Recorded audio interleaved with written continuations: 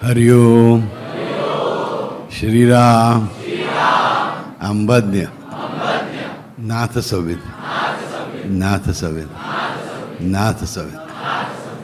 So, we are with Naradiya Bhaktisutras and still on the first aphorism, Athato Bhakti Vyakhyasamaha. You must be thinking, what is Bapu doing? It's really going on. No, it's not a trail. It's a beautiful journey. Last time when I was discussing about this definition or defining of bhakti, what is the need? So I told you that there are so many people, so many ways, so many paths, right? So many so-called gurus, mahatmas, mahants, then those who are possessed by gods and goddesses and all those people in India. Everybody will define his bhakti, devotion in his own way, perfectly fine, I have no hassles. It remains up to themselves, right? And Narada doesn't have any hassles about that. But Narada was definitely, he is a Devarshi, so he was concerned, and he is concerned for every real devotee. Every person who wants to be good, who wants to really love God. Okay? All of us definitely, we are human beings, we are not become saints. We have our own desires, we want something. At the same way, we reject something. We don't want something to happen in our life. Maybe all those desires, we definitely tell our God, we pray to Him. Absolutely, there is nothing wrong in that. But there is something beyond that also. If it is only limited to yourself, it is not harming anyone else, then only it is correct. If your desires are not harming anybody, God will definitely listen to you and try to do as much as possible. Obviously, if a girl is getting raped and some person is coming there, some person is trying to rape her, if she wants to do some harm to him, that is perfectly fine, God will help her. 100% to kill that person also if required. Right? That is not a harm. That is a self-protection. Right? So there is no harm about it at all. But suppose, I tell you, once I told this story here. Many of you must have come to my house for Ganpati, right? Yes or no, right? So I keep one supari there, right? As whenever we have some mannat, we want to ask something from the God. One lady was asking, oh God, take away my mother-in-law in this year. I will give you this 1.5 kilos of modaks. I said, my God, you are giving supari to God directly. I got so scared. I was sitting there looking at the lady and she is thinking like that in her mind. And her face was so absolutely, you don't know, such a simple and actually a celestial pleasure on her face. But for what? She was only 26 years old, her mother-in-law was 52 years old. Why does 52 years old mother-in-law should die? She can tell God definitely, Baba, if she is troubling me, remove that trouble. But kill her, take her away. Utha lo isko. I know, boss, this is not correct. What I mean is, this was a real incident which had taken place. That's why I changed that system only totally in a different way. I say Ganpati is not sitting there to take supari for mother-in-laws and father-in-law and daughter-in-laws. No, that is not his business at all. He is a Vignaharta. Okay? So definitely going to remove all the obstacles, right? So similarly what happens is everybody thinks in his own way. And many people, many times what happens is, because they are educated, they are lucky to get better educated, they are lucky to have more intelligence, they are lucky they have capacity to speak properly, they do not have stage fear. And then such people go on doing tom here, there, and if they do one sentence about some subject, they talk on for hours and hours together.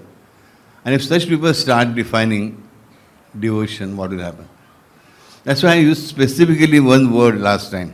That we reject even the definition from the person who is prudent. Actually, prudence is a good quality, right? Nobody thought, that why Bapu is using this word, prudent? If I'm prudent, I will not accept the definition. What is prudence? I realize that most of you do not understand the meaning of prudence. What is prudence? Prudence has got many meanings, of which two important meanings are. First meaning is that the one who thinks very properly in detail. The one who thinks very properly in detail from all the aspects, all the facets, all the assets, all the do's and do nots, all the ifs and abs, okay, all the ands and ors, and then take a decision very properly, and which always turns out to be beneficial. That person is called as prudent, and that quality is called as prudence. Many people translate this word in Hindi or Marathi as vivek. Agreed, true. It can be translated. Actually, real translation of vivek, viveka buddhi or vivek is conscience. Okay? Because prudent, conscience is only one way. Only for something which is auspicious, which is holy, which is pavitra. The prudence can be in both the directions. But second meaning, if you see, for the synonyms of shrewd and cunning, you will get the word prudence there also. The prudence can be in both the directions. And such prudent person who is having this capacity, great capacity to think, he can deceive you. He can deceive all those common people. He will read 10 to 100 granthas, books, big books. I'll listen to so many buas and maharajas and matajis who are sitting, grab some knowledge, define bhakti in his own way, right? And what will happen? Ultimately, common person is going to suffer. Okay? And goddess, the goddess, not a goddess, the goddess, the Moola Maya, the Adimata, the Jagadamba, is concerned about every human being. Why every human being? I written down in the Grantha. Even for the smallest of small bacteria, virus, yes, virus also, she takes care. Now, all of you must be knowing, many of you at least must be knowing, what is a virus? I am not talking first of computer virus, I am talking of simple virus, which you all saw what tragedy it could create, what havoc it could create, right? Just 1 year back. And still that fear is there, somewhere lingering on the minds always, right? What is a virus basically? Microorganism may be called a microorganism. Agreed? What is it? Bacteria is also a microorganism. There is a vast difference between bacteria and this. Bacteria is also unicellular, means there is only one cell. Virus is not a cell only. A bacteria is only one cell. In that one cell there are many organelles, like we have hands and liver and kidneys, everything. Like that, some small organelles are present in that cell, that is bacteria. But virus is not such structure at all. It's just a strand of DNA. We have DNAs, no? DNA, deoxyribonucleic acids. The proteins, amino acid chains, which decide what will be our height, what will be our tendencies, what will be the color of our eyes, what will be our intelligence. These are called the genes. And the genes are made up of DNAs. Right? Are you getting? So virus is nothing else but a strip of DNAs. Okay? That's why multiply also in a very simple way. They can multiply as many times as well. The same way they can be corrupted also very easily by many things. Okay? Why you are talking of virus? Have I gone berserk? You think? Anybody thinks? Satya Gayo. I crossed 60 long back. Okay? So, why are we talking? All of a sudden I shifted to virus because I am a doctor. To impose on I am MD man. Past long ago. When you were not born, you know, half of you, right? Right? Okay? Why we came to virus? Yes. So, we're talking about prudence, agrees. I brought this topic of virus basically to understand that. Virus is just a particle.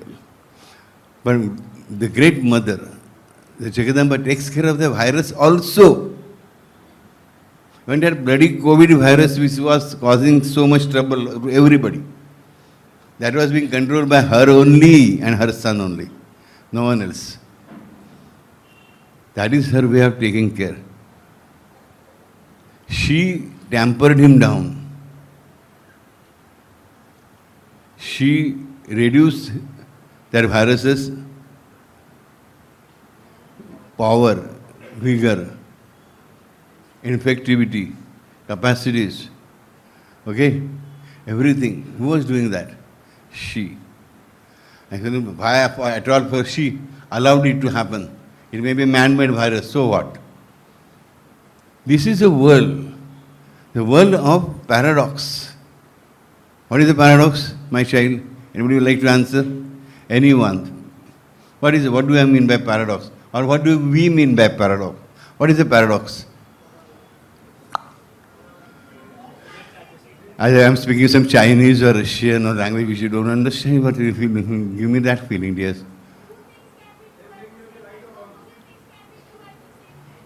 Yes.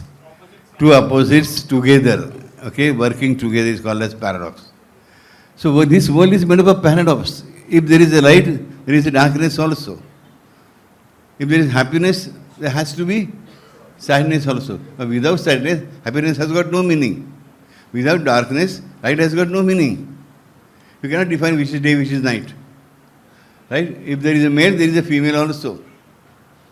If there is person or animal which is alive, there is something which is not alive also. I am talking dead, not alive. A stone, so called. Right? So there are always paradoxes. In a similar way, even in our life also, there are paradoxes. If there is health, there is going to be illness also. If there is going to be young age, there is going to be old age also. If there is a birth, there has to be a death also. And Rama accepted death. Rama accepted it. Krishna accepted it, right? Okay, their thing was different. It was very different. But yes, it is there. Right? So this is called as paradox. So this is a paradox only, part and parcel of the same paradox. Right? She showed the whole world what a biological weapon can do. This was her way of alarming people, making them awake. Go behind scientific development, yes, certainly go ahead. Go behind it. But not so much that it will make you blind towards the welfare of the whole humanity. It should not damage the whole humanity. And the charity begins at home. Let us start from ourselves. She gave this message that one man-made mistake can affect the whole world in a very adverse way. Have we learned this from that? No. We only learned one thing, oh, I got saved of COVID, that's all. We are happy with that. Yes, you should be happy, why not? You should be happy that I am saved. But at the same time, you should feel that, in general, one virus, one small virus, which has got no ears, no eyes, no organelles, only one smallest micromillimeters size, okay, of DNA strand can do what? A virus is multiply like anything. One virus, only one particle of virus, multiplies into 1,000 within minutes. Okay, there is always a gush and rush of viruses. But those viruses are also under the control of this great mother. Only keep that in mind, I am telling you. Okay? And that's why that roop of hers, that form of hers, is called as Mahakali. You must have seen it Prasanotsav. How many of you were there for Prasanotsav? Can you raise your hands, please? Many of you, I am happy. So Mahalakshmi, standing in the center, was the Prasanna Vadana, smiling, Arogya Bhavani, giving blessings. Right? This hasta is called as Abhay Hasta. Means, what is the meaning of Abhay Hasta? She is giving you protection. Abhaya. She is removing your fear. And this is called as Varadhasta. Means she is giving you boons. So she was Abhayasta as well as Varadhasta. Right? Along with that, there were so many weapons in hand to kill your enemies, your inner as well as outer enemies. Very beautiful, very kind looking. Her eyes were so passionate with love and compassion. Then other side was Mahasaraswati ji. Same, her form only. Very noble, very quiet, very peaceful, very serene, very holy, very auspicious, purest of pure, the ultimate purity. And when we used to look at her, We still feel that she's smiling at us. And not laughing at us, not laughing on us, but looking at us, staring at us with love, kindness, compassion. And on this side was Mahakali. First day the statue came, the idol came, the murti came. My God, not to look there, only look. Namaskar, idhar dekho. And then I explained, don't worry my child, yes. And those who believed me, they could look at her with affection. Just think, such dangerous lady is your bodyguard. What will happen? Will there be any harm coming to you? No. So that Mahakali is that form of Mahalakshmi or the original Jagadamba that which protects her devotees. See, just think of a plain simple human mother. She is sitting in the veranda of her house with her child in her laps, okay, and she is feeding the child, a boy or a girl. She is Mahalakshmi. She is giving the child ornaments. She is Mahalakshmi. The same mother is Mahalakshmi in the form of Mahalakshmi. When the child starts growing, their mother starts teaching their child. Mama, Dada, Grandpa, Granny, not to be touched. Come. She is Mahasaraswati. As soon as somebody comes to kill her child, the same mother takes whatever that she gets in her hand and hits that person with that cruelty, he should die. That is Mahakali. So we should not be scared of her, of her form. Because she has accepted that form only for us. And basically, she is the mother of unknown. Mahakali is a form of Jagadamba, which is the goddess of unknown. Whatever is unknown to you. And just think, how much do you know?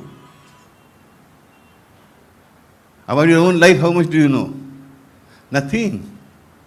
Your own friend who is with you for 10 years is thinking of murdering you, do not know that.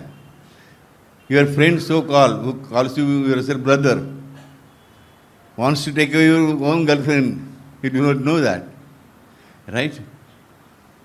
Shares, we have invested 10 lakhs, thinking that they will become 10 crores and they become 10 rupees. We do not know.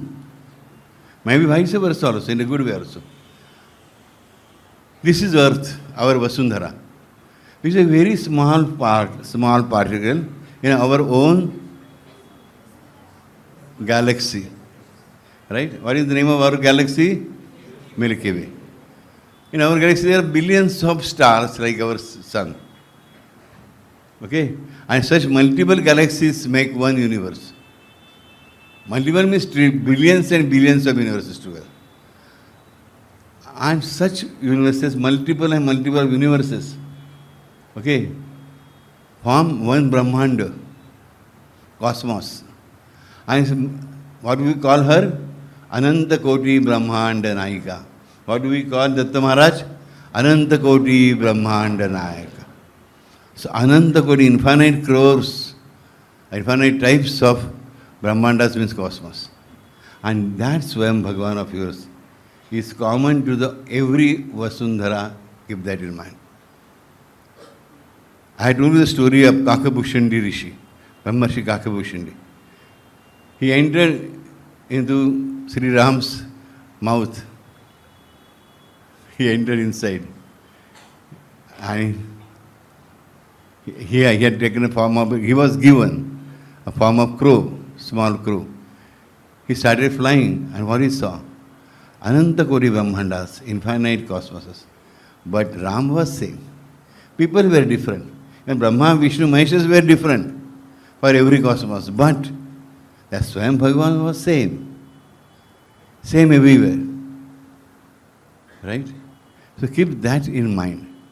That as Swayam Bhagavan is only one, and Bhakti is accepted by him only. Like there is a school. Any school, like this school. There are how many classes? let's say we say pre-primary, but I do not understand nowadays. We used to have matric, SSC. In 11th we used to pass our SSC, right? After that, first year science, inter science, then medical or engineering, right? Nowadays maybe first 3 years I take and then 11 years, 10 years. So 13 years old, right? So there are 13 classes at least in the school. There are 4 floors, right? But to enter the school, there is only one gate. But to come to the school from your own house, there are multiple paths. So same way, wherever you are staying means, whatever is your position spiritually. आध्यात्मिक दृष्टि से आपकी position कौन सी भी हो, वहाँ से आपको आना है भगवान के पास, right? That is your own path. God guides you on that. But after traveling that path, to enter into the school, gate is only one. And that gate is Swayam Bhagavan. Keep that in mind. So he is only one. Because whether it is Jnana Marga, Karma Marga, Yoga Marga or Bhakti Marga, everything is accepted by him only first. Without that, nothing reaches there. He is not a filter, keep that in mind. He is a transmitter who, if devotee's capacity is 10 grams, makes it 1,000-fold and allows it to travel up to the mother's ear. You have seen this picture of mother, right? What is she holding near her ear? Left ear? Conch, Shankha. Why? To hear the prayers of the devotees. And who sends that to her? Swayam Bhagavan. In the form of either Parshuram, Ram or Krishna, whatever it is, right? So as the gate is only one, the gate, Swayam Bhagavan, is the father of the bhakti. He is the mother of bhakti. He is the bhakti bhav himself. He is the responder to the bhakti. He is the creator of the bhakti. He is the one who gives fruits for bhakti. He is the one who destroys the enemies of bhaktas, devotees. That's why he is the gate. Yes, there is only one Swayam Bhagavan. There is only one gate. The definition of bhakti, devotion, has to be only one. That's why the bhakti needs to be defined. But, as I said, a prudent person who is thinking from every aspect will think, okay, if it's not a right path, if he has not made his right guru, how will I be able to take some advantage of this devotion of people? These people are idiots. They have blind faith in me now. Let me tell them a definition of devotion which suits me, which suits my agenda, which fills my pocket. Okay? And that's why here we find nothing is asked from you, right? Is there a ticket to come inside? No. Nobody charges you anything. Any day, any dakshina is taken from you? No. Nothing. Even on utsavas, festivals? No. Nothing is compulsory. Nothing. Why? Because spiritual is a field where nothing is to be asked. Last time also I told you, the somebody who asks is not a guru.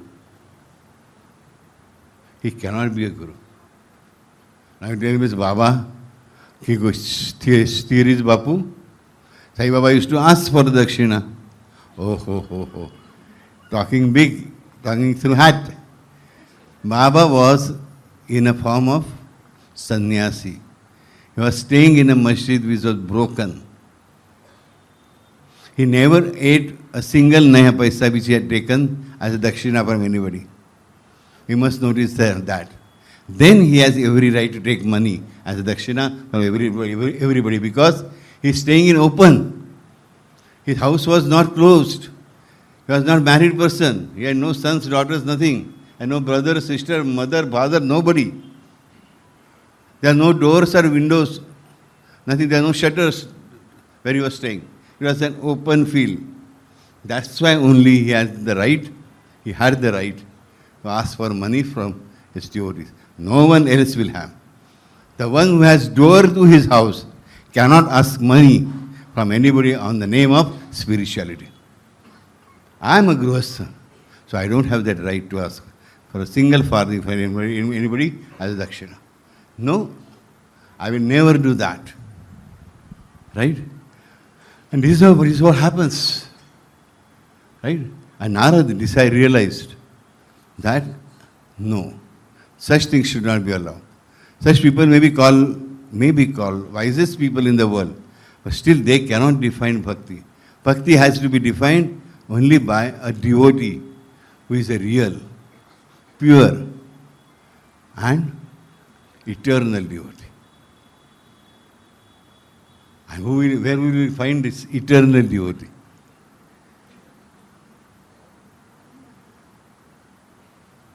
Narada has told you, he took so many births, right? Then he became Narada, right? And our Kalpa, from beginning, he is a Narada only. They were sure. Who said that? Yes, my child, love you. Swayam Bhagavan himself is the eternal devotee.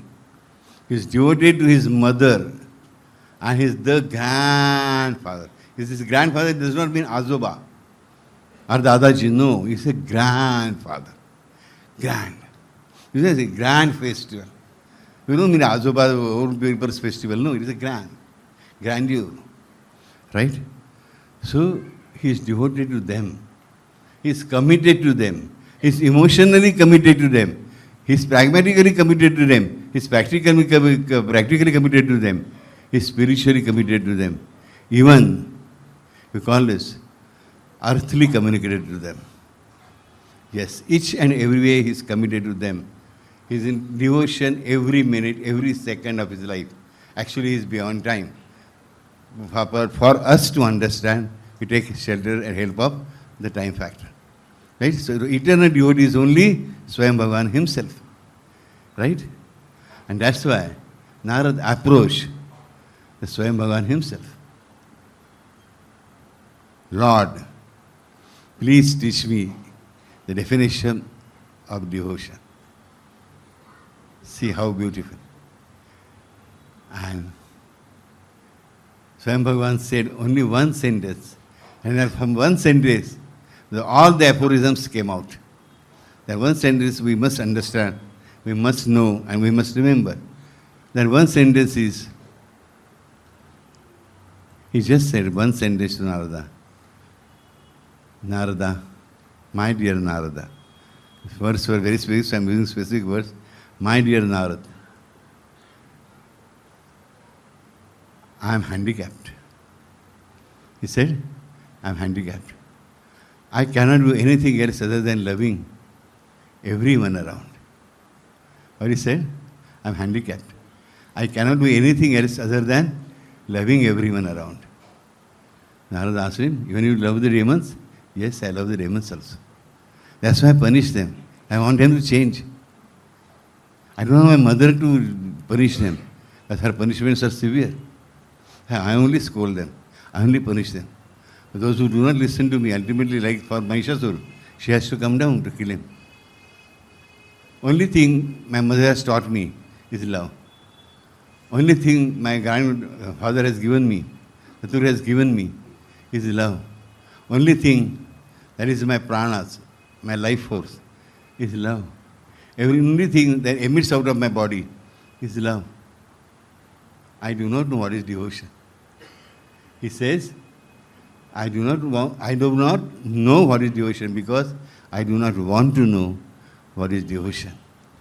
What he says, I do not want to know what is devotion because I want to know the definition. I want to hear the definition of love, devotion. I want to hear the definition of love and devotion from a real devotee. See, chakkar. Now Narada, poor thing, is coming to Swayam Bhagavan to learn the definition. Someone is saying, I want to hear the definition from somebody who is a real devotee. And you are a real devotee. And Narada is a problem, is a fix. Because he cannot say no to Swayam Bhagavan also. And he cannot proclaim that he is the greatest devotee in front of Swayam Bhagavan. So he requests him, Narada is chatur, is smart. He says, हे भगवान, आप ही मेरे मुख से बोलिए You speak from my mouth. You speak through my mouth. Brain is yours, mouth is yours, this tongue is yours, everything is yours. And that is how these aphorisms came out from Narada's mouth. So who has defined the bhakti? Bhakti is also defined by Swayam Bhagavan himself. It has come out from Narada. And why only Narada? Because Narada is one. Nara means ultimate knowledge of everything. Ultimate knowledge of everything. Not only of this world, the world beyond our reach. I said, she is the Swamini, Mahakali is the Swamini of Adnyat, means unknown zones. So knowledge of even unknown zones. Now you say, how can there be knowledge of unknown zones? If something is known, then knowledge is acceptable. If something is unknown, how can we obtain knowledge? Yes, certainly, you are right. But the thing is, he is here talking about the people, not about Devarshis. What is unknown to the human being is known to the Devarshi. That's why they are talking only about humans. They are talking about gods. They are talking about Swayam Bhagavan. They are talking about Brahmarshis. They are talking about Devarshi, definitely. Right? So, Narad is only one person who has a complete knowledge of what is unknown to everyone else. And that's why his words God wanted to use. The Swayam Bhagavan wanted to use. And that's why the definition started. Athato bhakti vyakhyasya. So understood? Why such a prolonged prologue, such a prolonged preface, such a prolonged introduction to the aphorisms? Basically because of one thing. Bhakti, devotion, the devotional service, whatever you call it, is the only thing that saves you. That's why devotion is called as Bhavatarini. What is called as? Bhavatarini. Bhava means this world which is in existence. Jagan Mithya Vagara Bhaju mein rakh do. Keep it aside at present. When we are facing the problems, we are facing problems, definitely, right? So this is Bhava Sagar. So Bhavatarini, जो इस भव सागर में हमारे लिए नौका लेके आती है, the one who brings ship to us when we are fallen in the deep sea and we cannot swim. She is Bhavatarini. So devotion is called as Bhavatarini. Okay? So first name of bhakti we have learned, first name of devotion we have learned, that is Bhavatarini. Whatever problems we get in this world itself, we are not talking about hells and heavens. This bloody world where we are living in, three-dimensional world. Bhakti is the only answer, the first answer and the ultimate answer. Right? There may be thousand other answers. I am not giving other answers at all. If somebody is not well, he has to go to the doctor, take treatment. But start with God's name and say, thanks to the God, after becoming all right. Definitely. Okay? So, Athato Bhakti Vyakhyasamaha. And next time we will start with the second aphorism now. And that is, Sa Parama Prema Swarupa. Narada is saying, Sa. Sa means she. Bhakti. Sa Parama Prema Swarupa. Okay? Remember that and come prepared to hear what is bhakti, what is devotion, and reach our ultimate goal of meeting him in this body only, getting his words in this life only, bringing them into our life, making our life more beautiful, more easy, more tender, more rich. I'm not saying richer, I'm saying more rich purposely. More profound. I'm saying, using words carefully, more profound, more dense, more deep, more beautiful. And ultimately, you must get the feeling. Whenever we will be taking last breath, we should feel, yes, I live my life very properly like a lion, not like some small dirty insect. No, I live my life here. I was successful, I am successful. I am going to be successful because He is with me. He is my Father, my eternal Father. Okay? Naki? Promise? Naki? Naki? Naki? Love you all. Love you all.